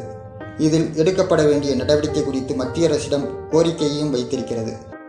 அதன் அடிப்படையில் அன்புதயம் கட்சியின் அரசியல் இந்த நிலைப்பாடு மாறுதலுக்கு உட்படுத்தக்கூடியது மத்திய அரசின் நிலைப்பாட்டுக்கு விடப்பட்டிருக்கிறது. இதில் இந்திய தேர்தல் ஆணையம் முக்கிய பங்கு வகிக்கிறது. இப்போது இந்திய தேர்தல் ஆணையத்திடம் இப்போது கொண்டு வரப்பட்டிருக்கிற இந்த விவரங்கள் ஜனநாயகத்தில் மக்களை நிர்வாக கட்டுக்கோப்பில் கொண்டு வந்து தேர்தலை நடத்துகிற ஆணையத்திடம் அன்புதயம் கட்சி முன்வைத்திருப்பது கூட நாடு மக்கள் நிலையில் இருந்து ஒரு சாதாரண குடிமகன் நிலையில் கட்சிகளால் ஏற்படுத்தப்படுகிற அதிருப்தி, ஆண்ட ஆளுங்கட்சிகளின் மீது அதிருப்தி, வாக்காளர் நிலையில் ஏற்பட்டுவிட்ட நிலையில் அவனது நிலை ஜனநாயகத்தில் என்னவாக இருக்க வேண்டும் என்ற நிலையில் இப்போது அன்புதயம் கட்சி இதுவரையில் அரசியல் நடத்தி பார்த்தபோது அரசியல் ரீதியிலாக வருகிற போது கூட இந்த பிரதான கட்சிகள் அரசியல் ரீதியாகவும் தேர்தல் ரீதியாகவும் இவர்களை தவிர்த்து அரசியல் நடத்துகிற நிலையில் நேரடியாக சந்திக்க திறன் இல்லாத கையாளாக இந்த கட்சிகள் ஆளுங்கட்சி நிலையில் அரசு நிர்வாக மட்டத்தை வைத்துக்கொண்டு அரசு துறை அதிகாரிகளை அலுவலர்களை தவறாக வழிநடத்தி அவர்களது இயல்பான தன்மைகளை திசை திருப்பி ஜனநாயகத்திற்கு முரணாக இது போன்ற செயல்பாடுகள் எல்லாம் ஈடுபட முடியுமா என்பதை அன்புதயம் கட்சி அரசியல் நடத்தி பார்க்கிற போது இவர்களது கருப்பு அரசியல் எதிர்காலத்தில் ஜனநாயகத்தின் மீது யாரொருவருக்கும் நம்பிக்கையை இழக்கச் செய்கிற வேலையாக இருக்கையில், இங்கு அன்புதயம் கட்சி ஜனநாயகத்தின் மீதும் தேர்தல் முறையிலும் இந்திய தேர்தல் ஆணையத்தின் மீதும் எப்போதும் நம்பிக்கை கொண்டு இங்கு கொண்டு வருவது இதுதான். அரசு மீது முழுமையாக நம்பிக்கை கொண்டிருந்தாலும் பிரதான கட்சிகளின் நிலையில் மக்களின் செல்வாக்கு இல்லாத நிலையிலும் அதிகாரத்தை தக்க வைத்துக் கொண்டு தொடர்ந்து செயல்படுகின்ற இந்த நடவடிக்கைகளினால் அரசின் மீது, அரசு நிர்வாகத்துறையின் மீதும் அன்புதயம் கட்சிக்கு அவநம்பிக்கை ஏற்படவில்லை. இதுவரை இந்திய தேர்தல் ஆணையத்தின் மீது வைக்கப்பட்ட குற்றச்சாட்டுகளும் தேர்தல் காலத்தில் நடந்தேறிய தவறுகளும் எல்லாமே நேரடியாக களத்தில் இறங்கி செயல்பட்ட அதிகாரிகளின் முரண்பாடான செயல்பாடுகள், குற்றச்சாட்டுகள் என்று வருகிற போது, தலைமை இடத்தில் கொண்டு வருகிற போது அந்த தலைமை பொறுப்பேற்க வேண்டிய நிலைக்கு தள்ளப்படுவதும் இயல்பாக அமைந்து விடுகிறது. ஆளுங்கட்சிகளின் நடவடிக்கைகள் அன்புதயம் கட்சி அரசியலை விட்டு செல்வதற்கு காரணமாக இருந்தும், மாறுதலை அரசியலில் ஏற்படுத்த மக்களும் அரசுத்துறை சார்ந்தவர்களும் தொழில் நிறுவனங்கள், பெரும் முதலீட்டாளர்கள் என்று எல்லோருமே இந்திய அரசியலில் ஒரு மாறுதலை எதிர்பார்த்த நிலையிலும், மாறுதலுக்கு உட்படுத்தக்கூடிய அரசியலை நடத்த வருபவர்களை பாதுகாத்து அவர்கள் அரசியலுக்கு உத்தரவாதத்தை ஏற்படுத்தி கொடுக்க அரசியல் கட்சிகளாக இந்திய தேர்தல் ஆணையத்தை பதிவு செய்து கொண்டு ஒரு பதிவு செய்யப்பட்ட கட்சியாக அவர்கள் நிலையில் இந்திய தேர்தல் ஆணையத்தில் அதிகாரிகளின் பங்களிப்பு இல்லாததால் ஏற்படுகிற அவல நிலையால் தான் இந்திய அரசியலில் புதிய அரசியல் சிந்தனைகளும் இந்த பிரதான கட்சிகளை தவிர்த்து மக்கள் நிலையில் அரசியல் நடத்த பல கட்சிகள் வந்த நிலையிலும், அவர்கள் பிரதான கட்சிகளோடு கூட்டணி என்று இருந்து வந்த வேளையிலும் உண்மையிலேயே அரசியல் மாற்றத்தை கொண்டு வர வேண்டும் என்று அன்புதயம் கட்சி விரும்பியது. இப்போது இருக்கிற அரசியல் கட்சிகளுக்கு மாற்றுதான் எந்த கட்சியுடனும் கூட்டணியின்றி மூன்றாவது ஒரு தலைமை கட்சி செயல்பாடு நாட்டிற்கு அவசியம் என்ற அடிப்படையில் நாடு மக்கள் நலன் பாதுகாப்பு உறுதி செய்யப்பட வேண்டுமானால் பாரபட்சமற்ற சட்டம் ஒழுங்கு அமல்படுத்தப்பட வேண்டும் என்று அரசியல் நடத்திய வேளையிலும், இந்த அரசியலை நடத்த வந்த இந்திய தேர்தல் ஆணையத்தில் பதிவு செய்யப்பட்ட அன்புதயம் கட்சியின் பதிவுகளையும் வரவு செலவுகளையும் நிர்வாக ரீதியில் கோருகிற தேர்தல் ஆணையம் கட்சி நடத்த எந்த ஒரு வழிகாட்டுதலும் பாதுகாப்பையும் ஏற்படுத்தி கொடுக்காத நிலையில் ஜனநாயகம் தலைக்க இந்திய தேர்தல் ஆணையத்திற்கு பங்கு இல்லாததும், ஜனநாயகவாதிகளுக்கு தேர்தல் ஆணையத்தின் மீது அவநம்பிக்கை ஏற்படாமல் எப்படி இருக்க முடியும்? இந்த அவநம்பிக்கையின் பாதிப்பையும் இந்திய தேர்தல் ஆணையத்தின் முன் அன்புதயம் கட்சி தன் அரசியலை மாநில அரசிடம் ஒப்படைத்திருக்கிற இந்த நேரத்தில் மத்திய அரசிடம் எனது நிலைப்பாடுகளை தெரிவித்து இருக்கிற நிலையில் இது குறித்து முடிவெடுக்க வேண்டியது மத்திய அரசு என்பதை மேன்மை தங்கிய பாரத குடியரசுத் தலைவர் அவர்களின் பார்வைக்கு கொண்டு சென்று இருக்கிற நான், எதிர்காலத்தில் மூன்றாவது தலைமையாக எனது அரசியலை நடத்த இந்திய தேர்தல் ஆணையத்திற்கு தேவை என்று கருதுகிற நிலையில், நாட்டின் நலன், மக்கள் நலன் பாதுகாப்புக்கு நிர்வாக ரீதியிலான செயல்பாட்டிற்கு நிலைநிறுத்த வேண்டிய கட்டாயம் ஏற்படுமானால் அப்போது அன்புதயம் கட்சி அரசியல் நடத்த தயாராக இருக்கிறது. அதுவரையில் அன்புதயம் கட்சி தலைவர் நிலையில் கட்சியின் குறைந்தபட்ச நிர்வாக செலவினங்களை எனது சொந்த பொறுப்பில் செய்து கட்சியை நடத்தி வந்தேன் என்பதையும், இதுவரையில் யாரிடமும் எந்த நிறுவனத்திடமும் இருந்தும் எந்த ஒரு நன்கொடையும் கட்சிக்காக தேர்தலுக்காக பெறவில்லை என்பதையும் இங்கு தேர்தல் ஆணையத்திற்கு தெரியப்படுத்துவது எனது கடமை என்று கருதுகிறேன். இதுவரை முறையாக அன்புதயம் கட்சியின் வருடாந்திர நிதிநிலை அறிக்கையை 2013-14 மற்றும் 2014-15 ஆண்டுக்கானதை சமர்ப்பித்து இருக்கிறேன். தேர்தல் செலவின கணக்குகளையும் வேட்பாளர் நிலையில், கட்சி நிலையில் முறையாக தேர்தல் ஆணையத்திற்கு சமர்ப்பித்திருக்கிறேன். 2015-16 ஆண்டு அறிக்கையினை இனி சமர்ப்பிக்க இருக்கிறேன். தமிழ்நாடு சட்டமன்ற பொதுத்தேர்தல் 2016க்கான கட்சியின் தேர்தல் செலவின கணக்கு தொடர்பாக அறிக்கையும் சமர்ப்பிக்க இருக்கிறேன். இதுவரையில் அரசியலுக்கு வருபவர்களின் பின்புல அடையாளங்களை முன்வைத்து கொண்டு வருகிற வேளையில், என்னை பொறுத்தவரையில் அரசியலில் வந்த நிலையில் அது கொள்கையின் அடிப்படையிலும் நிலைப்பாடுகளின் அடிப்படையிலும் மக்களிடத்தில் கொண்டு செல்லப்பட வேண்டும். அரசிடமும் நிர்வாகத்திடமும் அணுகுமுறையும் அவ்வாறே அமைத்துக் கொள்ள வேண்டும் என்று விரும்பி நான் அன்புதயம் கட்சி நிறுவனர் தலைவர் நிலையில் எனது அரசியல் கடைக்கோடி மக்களில் ஒருவர் என்ற முறையில் எனது அரசியலை கொண்டு வர வேண்டும் என்று விரும்பினேன். அதில் வெற்றியும் அடைந்திருக்கிறேன். இப்போது இந்த நேரத்தில் எனது அரசியல் அணுகுமுறை, எனது வித்தியாசத்தை உணர்கிற இந்திய தேர்தல் ஆணையத்திடம் எனது அறிமுகத்தை ஒரு சுதந்திர போராட்ட வீரரின் பேரன் என்ற முறையிலும், நான் இங்கு சட்டக்கல்வி பயின்றவன் என்ற அடிப்படையிலும் கொண்டு வருகிற விவரங்கள் அனைத்தும் பதிவு செய்யப்பட வேண்டும் என்ற அடிப்படையிலேயே இந்திய தேர்தல் ஆணையத்திடம் முன்வைக்கிறேன். ஒன்றை முன்வைக்கிற போது, கொண்டு வருகிற போது அது கொண்டு சேர்க்கப்பட வேண்டிய இடத்தில் ஏற்படுகிற எண்ண பிரதிபலிப்புகளுக்கு உரிய விளக்கத்தை கூட நானே அளிப்பது கூட மனோதத்துவ ரீதியிலான எனது அணுகுமுறைதான் இவ்வளவையும் வெளிப்படுத்த வைத்திருக்கிறது.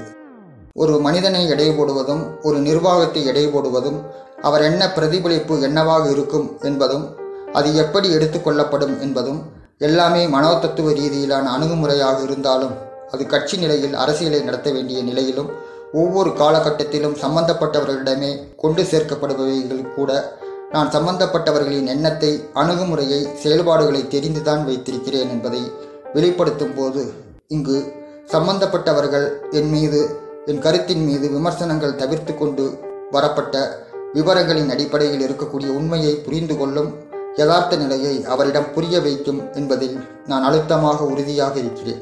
அதனால்தான் ஒவ்வொரு காலகட்டத்திலும் நிர்வாக மட்டத்திற்கு, அரசுக்கு எந்த பிரச்சனைக்கான தீர்வுகள் கோரி கொண்டு சென்றாலும் அவர்களிடம் பாராமுகத்தாலும் நிராகரிக்கப்பட்டாலும் புறக்கணிக்கப்பட்ட நிலையிலும் நிராகரிக்கப்பட்ட அரசின் இந்த கட்டமைப்பின் மீதான அவநம்பிக்கை ஏற்படாமல் நிர்வாகத்தை கையாளுகிற அரசை கையாளுகிற அதிகாரிகள், ஆளுங்கட்சிகளின் மீது அவநம்பிக்கை ஏற்பட்டாலும் ஜனநாயகத்தில் நம்பிக்கை கொண்டு ஒவ்வொரு நிர்வாக மட்டத்திலும் எப்போதும் போல இப்போதும் என் கருத்தினை கொண்டு வந்திருக்கிறேன். ஜனநாயகத்தில் எந்த ஒரு குடிமகனுக்கும் அவரவருக்குரிய நீதி அவரது வாழ்நாளிலேயே கிடைத்துவிட வேண்டும் என்கிற அன்புதயம் கட்சியின் ஜனநாயக தாற்பயம் எனக்கோ அன்புதயம் கட்சிக்கு மட்டுமோ இல்லை. அரசியல் தீர்வு மூலம் நாட்டின் மக்கள் அனைவருக்குமாக தீர்வாக அமைத்து கொடுக்க வேண்டும். சட்டம் ஒழுங்குக்கு உட்பட்டு கட்சி நடத்துகிற நிலையில் சட்டம் ஒழுங்கை பாரபட்சமின்றி அமல்படுத்த வேண்டும் என்ற அன்புதயம் கட்சி நிலைப்பாடு கொண்டு அரசியல் நடத்தினால் எவ்வளவு சங்கடங்கள் ஆளுங்கட்சிகளாலும் நிர்வாக அதிகாரிகள் மட்டத்தாலும் சந்திக்க வேண்டும் என்பதை, இடையூறுகள் ஏற்படும் என்பதை புரிந்து கொண்டு இருக்கிற இந்த நேரத்தில் ஜனநாயகத்தில் நம்பிக்கை கொண்டவர்களின் எதிர்பார்ப்பு எந்த வகையிலும் அரசால் பொய்த்து போகக்கூடாது என்பதில் மட்டும் அழுத்தமான, ஆழமான, உறுதியான நம்பிக்கையில் நான் இருக்கிறேன். நமக்கு பாதுகாப்பாக இருக்க வேண்டிய அரசு நம்மை பாதுகாக்கும் என்கிற நம்பிக்கை எனக்கு இருக்கிறது. இந்த 9 ஆண்டு கால பொது வாழ்வில் எத்தனையோ சங்கடங்களையும், இடையூறுகளையும், ஏமாற்றங்களையும், அச்சுறுத்தல்களையும், மிரட்டல்களையும், அராஜகங்களையும், அட்டுழியங்களையும் சந்தித்து விட்டேன். அன்புதயம் கட்சியின் என் அரசியல் நேர்மையில் நான் மீண்டு இன்று வரை தோல்வி அடையாமல் நானும் என் அன்புதயம் கட்சியும் அரசியலில் தலைநிமிர்ந்து நிற்கிறோம் என்பதில் நான் முழு மனநிறைவு கொள்கிறேன். ஒரு தனிநபர் நிலையில் 2008 டிசம்பர் மாதம் 17ஆம் தேதி சென்னை பத்திரிகையாளர் மன்றத்தை கூட்டி இலங்கை தமிழர் பிரச்சினைக்கு வழிகாட்டுதல்களுடன் கூடிய 21 தீர்வுகளை மத்திய அரசுக்கும் மாநில அரசுக்கும் முன்வைத்தேன். தனிநபர் பாதுகாப்பு உத்தரவாதம் மத்திய அரசு அமல்படுத்த வேண்டும் என்று கோரிக்கை விடுத்தேன். பின்னாட்களில் தனிநபர் பாதுகாப்பு மசோதா பாராளுமன்றத்தில் கொண்டு வருவதற்கு அது காரணமாக இருந்தது. 2008இல் தேசிய புலனாய்வு மையம் அமைய வேண்டும் என்ற கோரிக்கை மத்திய அரசுக்கு வைத்தேன். அது பின்னாட்களில் பயங்கரவாத தடுப்பு மையம் மத்திய அரசு கொண்டு வருவதற்கு காரணமாக அமைந்தது. 2011இல் முல்லை பெரியாறு அணைக்கட்டு பிரச்சினைக்கு தீர்வுகளை மத்திய அரசுக்கு முன்வைத்தேன். பெரியாறு அணைக்கட்டு பகுதியில் மத்திய காவல்படை வைக்க வேண்டும் என்று வலியுறுத்தினேன். மேன்மேதங்கிய பாரத குடியரசுத் தலைவர் அவர்கள் மூலம் பெரியாறு அணை பிரச்சினைக்கு தீர்வு காண என் கடிதத்தின் அடிப்படையில் ஒரு வழிகாட்டுதல் கடிதம் மாநில தலைமைச் செயலாளருக்கு கிடைத்திட இது காரணமாக அமைந்தது. பாரம்பரிய புராதன குடிசை தொழில்களுக்கு தடையில்லா மின்சாரம் கிடைத்திட உத்தரவிட வேண்டும் என மத்திய அரசுக்கு கடிதம் எழுதினேன். அது மாநில அரசு கடிதம். தமிழ்நாடு ஒழுங்குமுறை மின் வாரியம் மூலமாக தடையில்லா மின்சாரம் பாரம்பரிய தொழிலுக்கு கிடைத்திட உத்தரவாதம் கடிதம் பெற்றேன். இப்படி என் அரசியல் பங்களிப்பு ஒவ்வொரு காலகட்டத்திலும் மக்கள் நலன் பாதுகாப்புக்கு உறுதுணையாக அமைந்திடும் வகையில் அமைந்திருந்தது. இந்திய தேர்தல் ஆணையத்திற்கும் ஒவ்வொரு காலகட்டத்திலும் தனிநபர் நிலையிலும் கட்சி நிலையிலும் தேர்தல் முறையில் ஏற்படுத்தப்பட வேண்டிய சீர்திருத்தம் குறித்தும் எனது வழிகாட்டுதல்களை தெரிவித்துக் கொண்டு வந்திருக்கிறேன். தேர்தல் நடத்துவதற்கு முன் கையாள வேண்டிய நடைமுறைகள், தேர்தல் நடத்தும் போது கையாள வேண்டியவை, வாக்குப்பதிவின் போது கையாள வேண்டியவை, வாக்கு எண்ணிக்கையின் போது கையாள வேண்டியவை, வாக்கு எண்ணிக்கை முடிவின் போது கையாள வேண்டியவை என ஒரு நல்ல தேர்தல் நடத்திட அன்புதயம் கட்சி சார்பாக வழிகாட்டுதல்கள் இந்திய தேர்தல் ஆணையத்திற்கு ஒவ்வொரு காலகட்டத்திலும் தெரிவித்து தற்பதிவை செய்துதான் வைத்திருக்கிறது. என் கோரிக்கைகளின் அடிப்படையில் இந்திய தேர்தல் ஆணையம் தேர்தல் நடைமுறைகளில் பல செயல்பாடுகளை அமலுக்கு கொண்டு வந்திருக்கின்றன என்றாலும் முழுமையாக நடைமுறைப்படுத்துதலில் இன்னும் இந்திய தேர்தல் ஆணையத்தால் தொடங்கப்படவே இல்லை என்கிற மன வருத்தமும் அன்புதயம் கட்சிக்கு இருந்து கொண்டுதான் இருக்கிறது. அன்புதயம் கட்சி தொடங்கி இந்த 4 ஆண்டுகளுக்குள் அன்புதயம் கட்சி நிர்வாக மட்டத்தில் பல ஆக்கப்பூர்வமான தீர்வுகளை நாடு மக்கள் நலன் பாதுகாப்பு அம்சங்களை முன்வைத்து ஒரு அரசியல் கட்சியாக தன் அடையாளத்தை வெளிப்படுத்தி இருக்கிறது. அதே நேரத்தில் அன்புதயம் கட்சியை ஒரு கட்சியாக கட்சி பணிகளை தொடங்குவதிலும் நடைமுறைப்படுத்துவதிலும் செயல்படுத்துவதிலும் சந்தித்து வருகிற இடர்பாடுகளை தேசிய அளவில் மத்திய அரசால் கூர்ந்து நோக்கப்படத்தக்கவை என்பதை மட்டும் இந்திய தேர்தல் ஆணையத்தின் பார்வைக்கு அன்புடன் கொண்டு வருகிறேன். அன்புதயம் கட்சியின் உரிமையையும் பாதுகாப்பையும் காக்க வேண்டியது இந்திய தேர்தல் ஆணையத்தின் பொறுப்பு. அதே நேரத்தில் அன்புதயம் கட்சியின் நிறுவனர் தலைவர் எம். சுபாஷ் பாபு ஆகிய நான் கட்சியை வழிகாட்டுதலில் செயல்படுத்துதலில் கண்டு வருகிற சோர்வுகளையும் முன்வைத்திருக்கிறேன். என்னை பாதுகாக்க வேண்டிய கடமையும் இந்திய தேர்தல் ஆணையத்திற்குத்தான் இருக்கிறது. எனக்கு என் அரசியலை மாநில அரசிடம் ஒப்படைத்திருக்கிற அளவிற்கு என் நிலை தாழ்ந்துவிட்டது. இப்போது எனக்கு இருந்து வருகிற சூழ்நிலையும் அரசியல் குறித்து இந்திய தேர்தல் ஆணையத்திடம் அவநம்பிக்கை ஏற்படுத்தி உள்ளது. எனக்குரிய அன்புதயம் கட்சி அரசியல் அனைவருக்கும் ஆக வேண்டும். ஜனநாயகம் தொற்று போகக்கூடாது. இது என் எதிர்பார்ப்பு. நன்றி, வணக்கம். தங்கள் அன்புள்ள எம். சுபாஷ் பாபு.